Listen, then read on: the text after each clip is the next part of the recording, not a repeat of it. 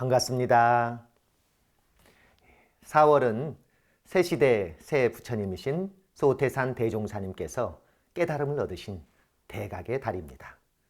1916년 일제강점기 시절 깨달음의 눈으로 이 세상을 살펴보시고 미래 세상을 전망하며 말씀하시기를 무릇 세상은 강과 약 두 가지로 구성되어 있나니 강자와 약자가 서로 진화의 도를 행하면 이 세상은 원만 평등한 낙원이 되려니와 그 도를 행하지 못하면 세상의 평화는 영원하지 못할 것이다 라고 말씀하셨습니다.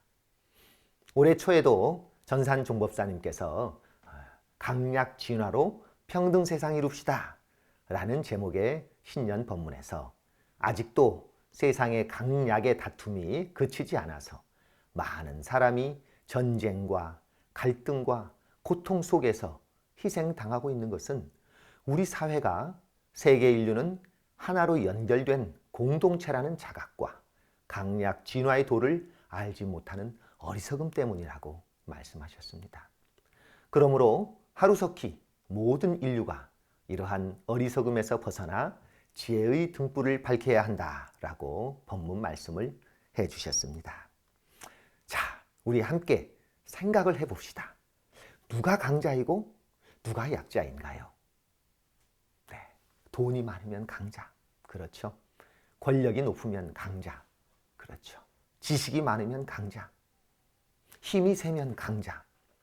우리가 일반적으로 생각하는 강자에 대한 기준입니다. 제가 몇 년 전에 무척 재밌게 보았던 드라마가 있었는데요. 육룡이 나르샤라는 드라마였습니다. 그곳에서 이제 고려 말 그리고 조선 초의 이야기를 담고 있는데 당시에 고려 말에 삼한 제일검으로 불리던 길태미라는 무사가 있었습니다. 이 길태미가 군사들과 민중에게 둘러싸여 죽기 직전에 자신을 욕하면서 돌을 던지는 민중에게 이렇게 외칩니다. 내가 뭘 그렇게 잘못했는데? 그러자 민중들이 얘기를 하죠. 니놈은 평생 약한 자들을 짓밟고 빼앗았어. 그러자 길태미가 이렇게 말합니다. 아, 그럼 약한 자를 짓밟지 강한 자를 짓밟냐? 약한 자한테서 빼앗지 강한 자한테서 빼앗냐고. 세상이 생겨난 이래 약자는 언제나 강자에게 짓밟히는 거야. 1000년 전에도 1000년 후에도 약자는 강자한테 빼앗기는 거라고. 세상의 유일한 진리는 강자는 약자를 병탄한다. 강자는 약자를 인탄한다. 이것만이 변하지 않는 진리야. 이렇게 외칩니다. 이 말을 듣고 있던 민중들은 아무 말도 하지 못합니다. 그들이 생각할 때도 그것이 맞는 것 같았던 거죠. 그 길태미는 결국 그보다 강했던 이방지라는 무사에게 죽게 됩니다. 그 이방지라는 무사는 그 길태미를 죽이며 이렇게 한마디 하죠. 강자는 약자를 병탄하지. 이렇게. 그렇게 길태미는 죽고 이방지라는 무사가 이제 삼한의 새로운 제일검이 되면서 민중들은 이제 박수를 보냈습니다. 이러한 대립적 사고 방식이 바로 과거 시절의 강자와 약자에 대한 시각이었습니다. 자, 그런데 새 시대 새 부처님이신 소태산 대종사께서는 강과 약을 다시 이렇게 정의 내리십니다. 무슨 일을 물론하고 이기는 것은 강이요 지는 것은 약이라. 맞지요? 그런데 강자는 약자로 인하여 강의 목적을 달하고 약자는 강자로 인하여 강을 얻는 거로, 그 다음이 중요합니다. 서로 의지하고 서로 바탕하여 친불친이 있나니라. 자, 한번 생각해 보시죠. 과거처럼 강자와 약자의 관계를 먹고 먹히는 약육강식의 관계가 아니라 함께 의지하고 함께 살아가는 상생의 관계, 은혜의 관계로 규정하신 것입니다. 3000년 전에 서가모니 부처님께서는 모든 존재가 서로 연결되어 있다는 연기법의 진리를 밝히셨고, 세부처님 소태산 대종사님께서는 이렇게 연결된 이 존재들이 서로 없어서는 살 수 없는 은혜의 관계, 그리고 상생의 관계로 되어 있다는 것을 천명하신 것입니다. 이 우주의 진리는 변하지 않는 것으로 보면 그대로 여여자연하거든요. 그런데 변한 것으로 보면 음양상승의 원리로 음과 양이 서로 밀어주면서 순환을 하고 있습니다. 그 모양을 보면 바로 우리 태극기에 나온 태극의 모양처럼 되어 있죠. 이 음양상승의 원리도 서로 밀고 싸우는 상극의 관계가 아니라 아까 말씀드린 것처럼 서로 밀어주고 양보하는 상생의 관계로 바라보며 이 이치를 보아서 우리 인간 세계도 자리이타의 관계, 상생, 상화의 관계로 만들어가야 한다는 것입니다. 앞에 본문에서 서로 의지하고 서로 바탕한다. 그래서 친불친이 있다는 말씀을 드렸는데요. 그것은 바로 자리이타의 도를 알면 강자와 약자가 서로 상생하여서 친해지고, 이 이치를 모르면 상극이 되니까 불친하니까 원망하고 싸울 수밖에 없다는 것입니다. 소태산 대종사께서는 강자와 약자가 함께 발전하여 모두가 영원한 강자가 되기를 바라시면서 이 강자, 약자, 진화의 도를 밝히신 것입니다.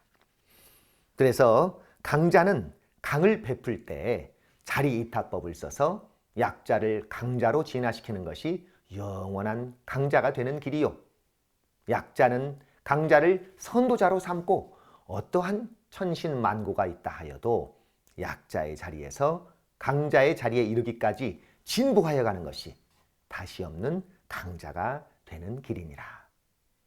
강자가 강자 노릇을 할 때 어찌하면 이 강이 영원한 강이 되고 어찌하면 이 강이 변하여 다시 약이 되는 것인지 생각 없이, 다만 자리타해 나만 이롭고 남에게 해롭게만 그렇게 그치고 보면은 아무리 강자라도 약자가 되고 마는 것이요, 약자는 스스로 강자 되기 전에 어떻게 하면 약자가 변하여 강자가 되고 어떻게 하면 강자가 변하여 약자가 되는 것인지 그런 것을 생각하지 않고 다만 강자를 대항해서 서로 싸우기만 하려고 하게 되면은 약자가 강자로 진화되는 이치를 찾지 못하고 스스로도 영원한 약자가 되고 말 것이다 라고 말씀하십니다. 새로운 시대가 되어서 그런지 요새는 강자 개념이 조금 달라졌습니다. 어떤가요? 운동을 잘하면 강자. 그렇죠? 또 옛날하고 다르게 남자들이 요리를 잘하면 또 강자입니다. 또 노래나 연주를 잘하면 강자. 연애를 잘해도 강자. 멋진 남편이나 예쁜 아내를 만나도 강자라고 합니다. 또 자녀가 성공하면 그 사람을 강자라고 그러죠. 나이가 드신 분들은 어떻습니까? 육신이 건강하면 그것이 강자예요. 또 마음이 건강하면 강자입니다. 한 단계 더 나아가서는 무엇이든 남에게 베푸는 사람이 강자입니다. 하여간 무엇이든지 나보다 나은 점이 있으면 강자인 것입니다. 자, 그렇다면 약자가 강자되는 구체적 방법은 무엇일까요? 이렇게 한번 정리를 해봤습니다. 자, 먼저 나도 강자가 될 수 있다는 믿음을 가지고 작정을 해야 합니다. 강자 되겠다는 생각을 해야죠. 나는 안 돼. 나는 영원한 약자야. 이런 생각을 하지 말고 그런 약한 마음이 들 때면은 이래서야 되겠는가? 나도 강자가 될 수 있어 하는 분발심을 내야 합니다. 그리고 저 강자는 어떻게 해서 저렇게 강자의 위치에 가게 되었는지를 생각해서 연구를 해야죠. 다양한 강자들을 참고해서 그런 강자들을 스승으로 삼아야 됩니다. 우리 원불교 교리에 나온 치자본의 정신을 실천하면서 연구를 하자는 것이죠. 그리고 끊임없이 노력해서 강자가 되도록까지 정성을 다해야 됩니다. 이것을 원불교 교리적으로 말씀드리자면은 바로 8조에 나오는 진행사조 신분의성이라고 할 수가 있습니다. 만사에다 성공할 수 있는 이치가 바로 이 신분의성에 있다고 할 수 있습니다. 네, 제가 고등학교 때까지만 해도 아주 운동을 못했습니다. 출가를 해서 총부에 오게 되니까 일도 해야 되고 같이 모여서 운동도 하고 그런데 제가 잘하는 게 아무것도 없었던 거죠. 저는 모든 면에서 다 초보자였습니다. 그래서 원불교 조리 공부도 하고 같이 작업도 배우고 그랬는데 그중에서 가끔씩 모여서 운동을 할 때마다 제가 잘 못한다는 얘기를 들으니까 자존심이 많이 상했던 거죠. 그래서 분심이 생겼습니다. 네, 운동을 나도 잘해봐야지. 그런 생각이 들어서 어떤 운동을 할까? 축구도 있고 여러 개 다양한 운동이 있었는데 평생 다치지 않고 운동하는 종목으로 생각해 보니까 탁구가 딱 당시에 충북에서 치는데 와 닿더라고요. 그래서 이 탁구라는 종목으로 평생 운동을 해보자 하고 제가 작정을 한 거예요. 정한 겁니다. 그리고 10년 동안 꾸준히 하면 안 될 일이 없다는 믿음으로 이제 작정을 하고 탁구를 시작을 하게 됐습니다. 그리고 아까 그 원리의 바탕에서 이제 탁구장을 찾아가서 잘 치는 사람에게 배우고 싶었죠. 그런데 처음에 탁구장에 가니까 아무도 저를 쳐다봐 주지 않습니다. 다들 본인보다 강자하고 치고 싶은 거예요. 저는 약자니까. 저처럼 못 치는 사람하고 치고 싶은 사람도 없었고 간혹 상대를 하게 돼도 무시당하기 일쑤였습니다. 저와 같은 많은 초보자들이 이런 상황이 지속되다 보니 몇 달 다니다가 그만두는 경우를 많이 보았습니다. 저도 처음과 달리 중간에 마음이 약해질 때가 많이 있었습니다. 그럴 때면 다시금 분발심을 내서 내가 이렇게 멈춰서는 안 되지. 그렇다면 어떻게 해야 저 고수들, 저 강자들과 친해질까? 친해져야 이분들이 또 나한테 잘 가르쳐 줄 텐데 그러한 연구를 했습니다. 그래서 잘 치는 그 강자들, 고수들에게 찾아가서 음료수도 사드리고 그분들이 시합을 할 때면 심판도 봐드리고 공이 저기로 굴러가면 가서 주소도 드리고 또 그분들이 뭐라고 당신의 그 과거에 뭐 이런 그 전설을 얘기를 해주면은 경청을 해서 잘 들어주면서 그분들을 숭배를 해드린 거예요. 공도자 숭배 정신을 실천을 한 거죠. 그러니까 그분들이 아주 마음에 들어하면서 정성껏 저를 가르쳐 주게 됩니다. 이렇게 지자본의의 원리의 바탕에서 강자인 탁구 고수들에게 배우면서 저 스스로도 탁구의 원리를 계속 연구를 했습니다. 또 같은 1시간 운동을 하더라도 효율적으로 운동하는 방법을 연구를 하니까 이렇게 하면 더 도움이 되는구나. 예를 들어서 그냥 가서 여러 사람하고 게임만 하는 게 아니라 기본기 연습을 해야 되니까 1시간 동안 서브 연습, 1시간 동안 커트 연습, 아령을 들고 스윙 연습, 모래주머니를 차고 스텝 연습 이런 식으로 아주 선수들이 하는 것처럼 그런 정기 훈련 같은 훈련을 집중적으로 하고 다른 상대들하고 경기를 할 때는 제가 배웠던 그 기본기로 해보고 나서 무엇이 부족해서 내가 저 사람에게 지고 무엇이 안 좋아서 이런 그 게임을 못했을까 이런 거를 연구하고 다시 강자들에게 물어보면서 그렇게 정기훈련, 상시훈련 개념으로 연구하면서 공부를 했더니 탁구도 빨리 늘게 되고 제 부족한 부분을 채울 수 있게 되었습니다. 이렇게 매일 조금씩이지만 꾸준히 한 10년 정도를 하게 되니까 나는 운동 감각이 없는 사람이야. 나는 운동을 못하는 사람이야 라고 제가 처음에 생각했던 제가 어느덧 탁구로는 다른 사람을 지도해 줄 수 있는 수준이 됩니다. 또 이렇게 한 분야를 통해서 스스로 변하는 체험을 하게 되니까 자신감이 생겼죠. 그래서 탁구와 비슷하게 네트를 사이에 두고 발로 하는 운동인 족구도 이런 방식으로 훈련을 했더니 확실히 빠르게 발전하는 것을 확인하게 되었습니다.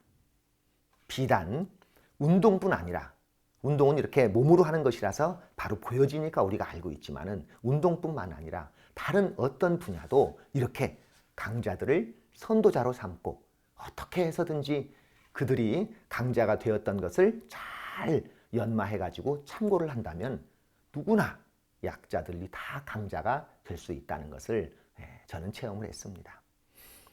요새는 유튜브가 활성화되어서 수많은 분야의 강자들이 본인들이 알고 있는 것을 아낌없이 나눠주는 시대가 됐습니다. 그렇죠? 예전에는요, 음식 잘하는 분이 TV에 나와가지고 이런 말을 했던 게 기억나요. 아, 이 맛은 며느리도 몰라. 아무도 몰라. 이러면서 자랑하는 멘트를 날린 적이 있었어요.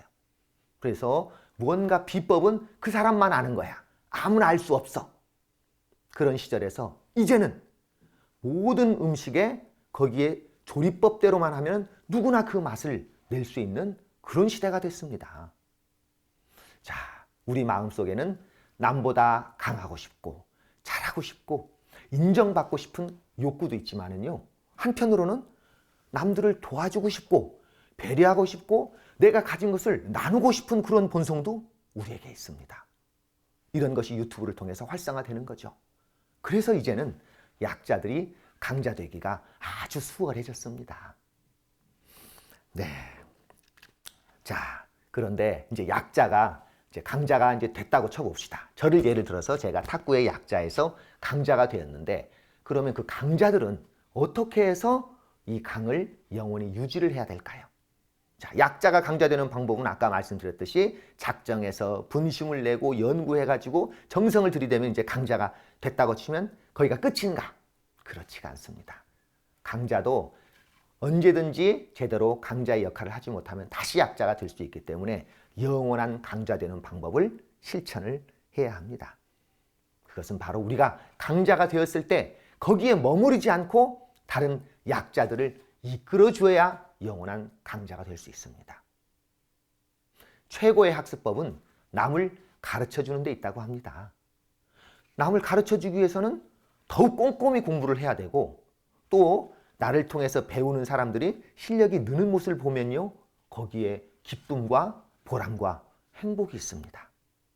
저도 어느덧 다른 사람들에게 탁구를 가르쳐주는 경지가 되니까 가르쳐주면서요, 그분들을 어떻게 하면 잘 가르칠까 연구하고 내 폼을 보면서 따라하니까 더욱더 기본기의 바탕에서 저도 연습을 하게 되고 그분들을 가르쳐주기 위해서 더 고민하고 하다 보니까 제가 더 실력이 늘고 그 가르치는 방법도 더욱 늘게 되면서 이제는 탁구를 통해 저 개인의 어떤 성취뿐만이 아니라 남을 가르쳐주면서 함께 얻는 기쁨과 행복이 있다는 것을 알게 되었습니다. 자, 여러분, 운동할 때요, 잘 못하는 대상을 앞에 놓고 이기는 거 별로 재미없습니다. 탁구를 하는데 저 초등학생 자꾸 라켓도 잘 못 드는 그 상대를 앞에다 두고 제가 강 스매싱을 날려서 이겼다고 생각해 보세요. 그게 즐거운 사람은 조금 정서적으로 뭔가 부족한 사람이죠. 잘하는 상대, 나하고 비슷하거나 나보다 조금 나은 상대를 이겼을 때 훨씬 재밌습니다. 저도요, 제가 가르쳐준 사람들의 실력이 점점점 올라가서 이제 저를 위협할 수준이 된 겁니다. 같이 연습하던 사람들이 막 이제 저하고 연습을 하니까 파트너로서 제 공을 많이 받다 보니까 익숙해진 거예요. 그래서 이제는 막 저를 이기기도 하고 그래. 그래서 다시 이래서는 안 되지, 자극을 줘야지 하면서 저도 더욱 다시 분심을 내서 또 노력해서 또 이렇게 발전하고, 그럼 상대방도 또 올라오고, 이런 식으로 서로 간에 계속해서 함께 발전하는 그런 경기를 할 때 경기가 단순히 이기고 지는 것이 아니라 수준 높은 경기가 되고, 그럴 때 승패에 상관없이 아주 그 즐거움을 맛보게 되는 것을 체험했습니다. 정산 종사님께서는 나 혼자 공부 잘해서 100점 맞으려 하지 말고 동지와 함께 잘해서 두루 80점을 맞을 수 있도록 노력하라 라고 말씀을 해주셨습니다. 학생 때는요, 이런 생각이 들었어요. 그러면 20점 손해 아니야? 아니, 말이 좋지 내 손해잖아, 이런 생각이 있었는데 지금에 와서 생각해 보니 그것이 20점 까먹는 손해가 아니라 오히려 그것이 더 큰 이익이고 참다운 이익임을 알게 되었습니다. 경주 최부잣집이라고 300년 동안 부자로 살았던 아주 유명한 그런 부잣집이 있습니다. 그분들이 최부잣집에서 300년 동안 부자로 살았던 데에는 이유가 있었습니다. 그 최부잣집 가운에 이런 내용이 있습니다. 흉년에는 남의 논, 남의 밭을 매입하지 말라. 흉년 때 먹을 것이 없어서 싼 값에 내놓은 그런 논밭을 사서 이웃에게 그분들 마음에 원통한 마음을 품게 해서는 안 된다. 다른 지주들은요, 흉년이 들면은 그 농민들의 땅을 싸게 사들여가지고 오히려 재산을 불렸습니다. 하지만 최부잣집은 사반백리 안에 굶어 죽는 사람이 없도록 오히려 곳간을 열어서 사람들을 먹여 살렸습니다. 또한 재산은 1만석 이상 넘지 않도록 했습니다. 집안 소유 토지가 1만석으로 제한이 되면서 자연스럽게 소작인들에게도 이익이 돌아가는 구조가 되었습니다. 오히려 소작인들은요, 이 최부잣집 재산이 늘어나는 것을 원했고 누군가 땅을 매각한다 그러면 앞다퉈서 최부잣집에 소개할 정도가 됩니다. 오늘날로 보면 계열사는 쭉 늘어나지만 재벌 총수의 재산은 100억 원으로 한정시켰다는 것을 의미할 수가 있고, 계열사의 이익은 바로 직원들에게 또 돌리게 되면서 직원들은 저마다 매물로 나온 회사를 재벌 총수가 매입할 수 있도록 했다는 그런 의미죠. 집안의 전통을 꾸준히 실천하는 그런 선행의 결과 이 최부잣집은 동학혁명이나 기타 여러 밀란 때도 화를 당하지 않았다고 합니다. 활빈당의 무장 공격 때도요, 오히려 주변에 있는 거지들, 농민들이 도와줘가지고 무사하게 되었다고 합니다. 이 최부잣집은 해방 이후에 지금의 영남대학인 대구대학을 세웠고 또 남은 재산을 털어서 계림대학을 세웁니다. 이렇게 경주 최부잣집 300년의 역사는 교육사업으로 승화되었습니다. 원불교 3대 종법사이셨던 대산종사님께서는 의, 불가, 독식이라는 말씀을 해주셨습니다. 홀로 이로움을 차지하지 않고 함께 나누는 것이 진정한 의로움이라는 것입니다. 이것이 바로 영원한 강자로 진화하는 지혜이며 강자와 약자의 갈등을 풀어가는 해법이 됩니다. 부처님이나 예수님이나 공자님이나 세부처님 소태산 대종사님께서도 진리를 깨달으시고 영원한 진정한 강자가 되셨습니다. 그런데 거기에 머무르지 않고 일체 생명을 위한 삶을 사시고 모든 중생들이 당신들처럼 부처되고 성자 될 수 있는 길을 밝혀주셨습니다. 그 길이 바로 영원한 강자되는 방법이었던 거죠. 진리를 깨닫고 보면 이치를 몰라서 병들어가는 세상을 외면할 수 없는 그런 자비와 사랑이 생기게 되고, 우리도 그렇지 않아요? 부모가 되어서 아이를 낳으면 그 자력을 얻을 때까지 양육하고 보호하는 마음이 저절로 생기지 않습니까? 저 역시 자식을 키우면서 비로소 그런 부모님 또 성자들의 마음을 조금씩 알아가게 됩니다. 부모가 강자일 때는 약자인 자식을 계속 키워서 강자로 키워내고, 약자였던 자식이 어느덧 커서 이제는 약자로 변하고 있는 부모님을 모시게 되고, 또 다른 약자인 자식을 강자로 키워내는 이런 이치가 바로 세상살이입니다. 강자와 약자는 고정된 것이 아니라 조금 앞서가고 조금 뒤에 가는 것이며 언제든지 변할 수 있습니다. 그래서 강자와 약자는 과거처럼 빼앗고 빼앗기는 그런 관계가 아니라 사랑을 주고받는 그런 관계입니다. 하지만 아직도 이런 이치를 깨닫지 못하고 철부지 중학생 일진들처럼 힘 있는 친구가 힘없는 친구들을 괴롭히는 것을 강하다고 생각하는 그런 사람들이 있습니다. 권력을 남용하는 사람들이 아직도 있습니다. 협력과 존중과 배려가 있는 나라를 선진국으로 인정하고 있는 지금 이 시점에도 강대국이 힘으로 주변 나라를 못 살게 하는 경우도 아직 남았습니다. 우리 개인도 개인이지만 기업을 운영하고 나라를 운영하고 세계에 큰 영향을 미치는 지도자들께서 이 영원한 강자가 없다는 것을 깨달아서 대종사님께서 말씀하신 강자, 약자, 진화상 요법을 실천하기를 기원해 봅니다.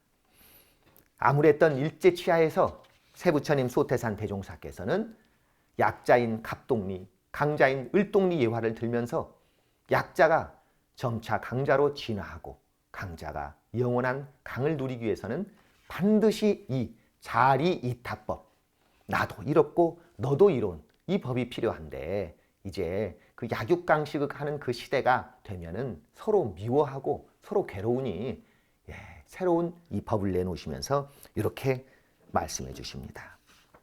대종사님처럼 표현을 해야 되는데, 천하의 강자여 영원한 강자가 되고 싶거든 약자를 강자로 만들어 주라. 천하의 약자여, 영원한 약자를 벗어나고 싶거든 강자 되는 법을 배워라 하고 가르쳐 주셨던 것입니다. 여러분, 어떤 사람이 강자라고요? 베푸는 사람이 강자입니다. 주는 쪽이 강자입니다. 원망만 하면 약자입니다. 감사 생활하는 사람이 강자입니다. 의뢰하면 약자입니다. 자력 생활하는 사람이 강자입니다. 배우지 않으면 약자입니다. 성심으로 배우는 사람이 강자입니다. 나만 가지려 하고 나만 잘 살려는 옹졸한 마음은 약자입니다. 성심으로 가르치고 성심으로 베풀며 남에게 유익을 주는 사람이 강자입니다. 약자와 강자가 함께 잘 사는 길, 소태산 대종사님께서 밝혀주신 새로운 시대의 강자와 약자의 관계는 먹고 먹히는 약육강식의 관계가 아니라 서로 상생의 관계, 은혜의 관계입니다. 모든 강자, 약자가 함께 손잡고 나아가 평화세계, 평등세계에 실현하기를 염원합니다. 자력 없고 약했던 저를 이렇게 자력이 생긴 교무의 삶으로 인도해 주신 부모님, 그리고 제 자력이 생기도록까지 키워주신 모든 스승님들, 그리고 무한한 은혜와 자비로 함께 하시는 법신불 사은님께 감사드리면서 오늘 설교 마칩니다. 감사합니다.